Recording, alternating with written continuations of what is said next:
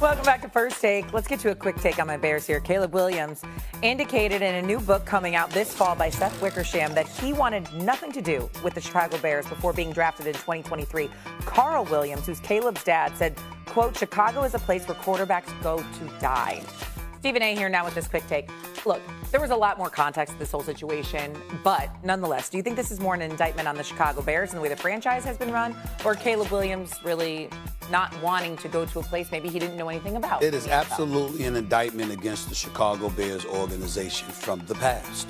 And now led by Kevin Warren, I have nothing but faith in them moving forward. I'm very, very confident that things are going to progress. I think they hired the right coach. And I think that right now, when you look at it, listen, Caleb Williams said this before he became a Chicago Bear. Correct. He didn't say this after. He's entitled to his feelings. His father's entitled to his feelings. I'm looking at this number right here in terms of the Chicago Bears, okay? When you think about the Chicago Bears, the Bears haven't had a first-team All-Pro at quarterback since 1950. Did you know that? Since 1950, over the last 60 years, only 2 Bears quarterbacks have made the Pro Bowl. Jim McMahon was on the team in 1985 and Mitchell Trubisky in 2018 as a replacement. Y'all have any idea how pathetic that is? I don't give a damn what Caleb Williams or his father said about not wanting to be a Chicago Bear. The Chicago Bears as an organization didn't deserve anybody having faith in them as a quarterback. Now, led by who they're being led by, okay, with Ryan Pohl, with Kevin Warren and the crew, with their new coach, Brad, I'm like, I have all the confidence in the world that they're moving in a forward direction, and Caleb Williams is a hell of a quarterback. He was slaughtered last year, okay?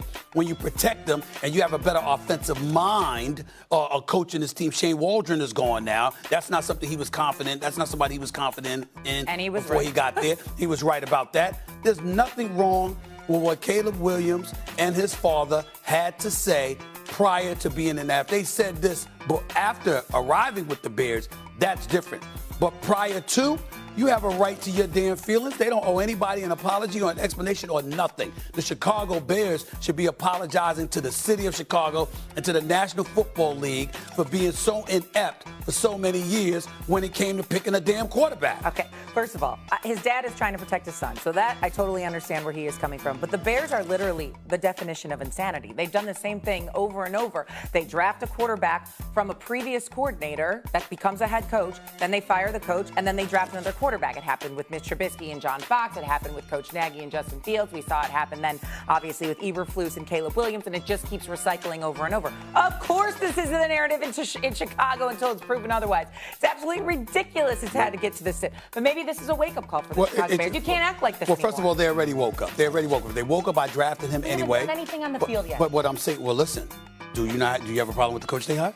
I don't, but I'd like to see it come to fruition. Do you have a problem with the coach they let go? Eberflus needed to go, right? Yes. Waldron needed to go, right? Yes. And now you got a new coach who, by the way, was considered a brilliant offensive mind. You got a quarterback that was sacked 68 times, 16 more than any other quarterback in the National Football League last year. Caleb Williams was slaughtered. So I'm looking at it and I'm saying they on their way up.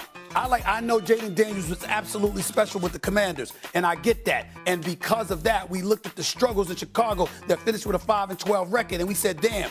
But there was a time in the season where Caleb Williams was showing us some things. Yes. He's got an NFL body. He can take some punishment, clearly. He's got a lot of heart. He can make every requisite throw. He can run with the football when necessary. I love the potential of this kid, and I don't mind at all that it's coming out what his father and what he felt about the Bears, because to me, it's going to put an emphasis on the Bears. We need to make sure to make him a liar, to make his dad a liar, by making sure that we do what we're supposed to do as an organization, which I am very confident they will do. I believe in the Chicago Bears organization right now. I truly do right now, because based on what they had in the past, it was a joke. I think it's much better now. I think they're moving forward, and I think that the best is yet to come. Caleb Williams is going to be a star in the NFL. You mark my words. You know how you're nervous about your Knicks? I'm nervous about all these things you're saying actually coming to fruition for my Bears. It's been a lot of years of disappointment. Right. We'll see if it actually comes true. He's going to be a star. Mark my words. All right. We'll talk more about this in the fall, I'm sure. Speaking of the Knicks are not the only big ticket in town. Of course, tonight, Juan Soto makes his return to Yankees. By which he became the #1 pick in the draft,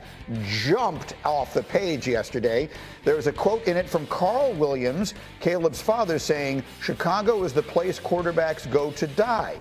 There's a quote from Caleb himself, or a quote from Carl saying, Caleb wondered aloud to confidants, do I want to go there? I don't think I can do it with Waldron, which means the offensive coordinator Shane Waldron, who got fired during the season.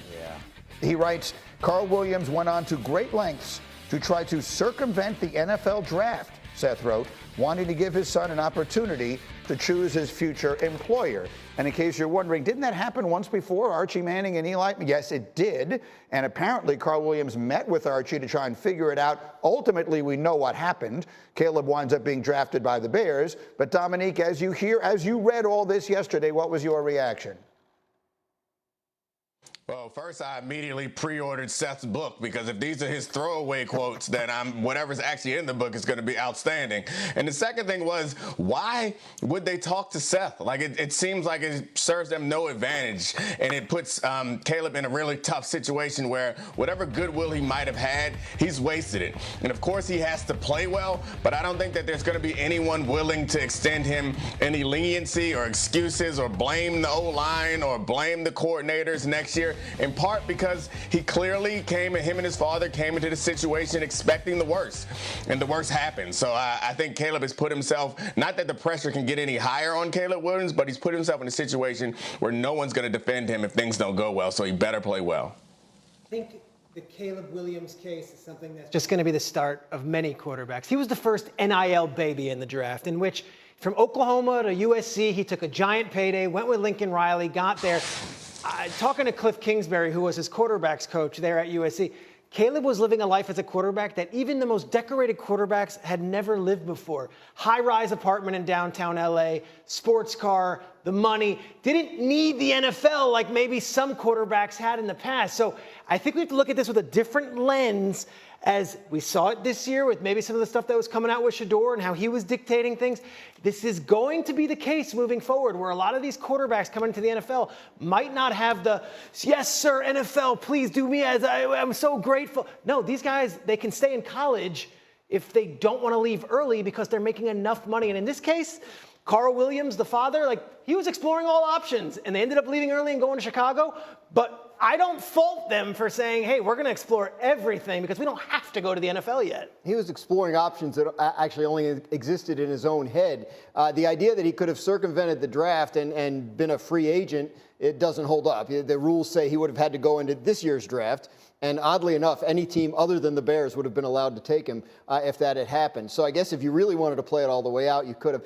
Ultimately, he went, right? And part of it says that he got to Chicago and he went back to his dad and said, I think I can make it work here. So ultimately he said, basically, Dad, chill out. We'll take care of this.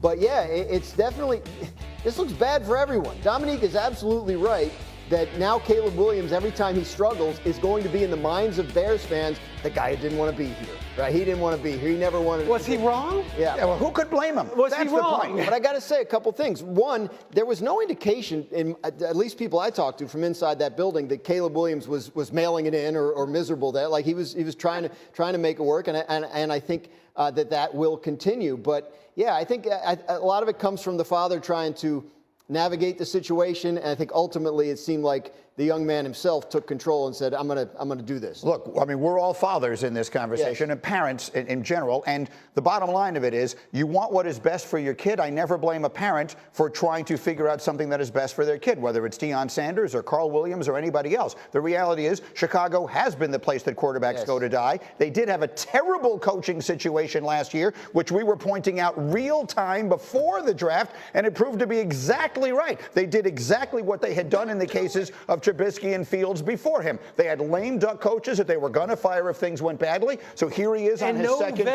veteran quarterback in the room with him. Right, it was Tyson Bagent and another, now they have Case Keenum in the room. Right. Yeah. So in theory, they've gotten everything that was wrong right now. And hopefully last year didn't do any sort of lasting damage. In some cases, it has. I don't believe.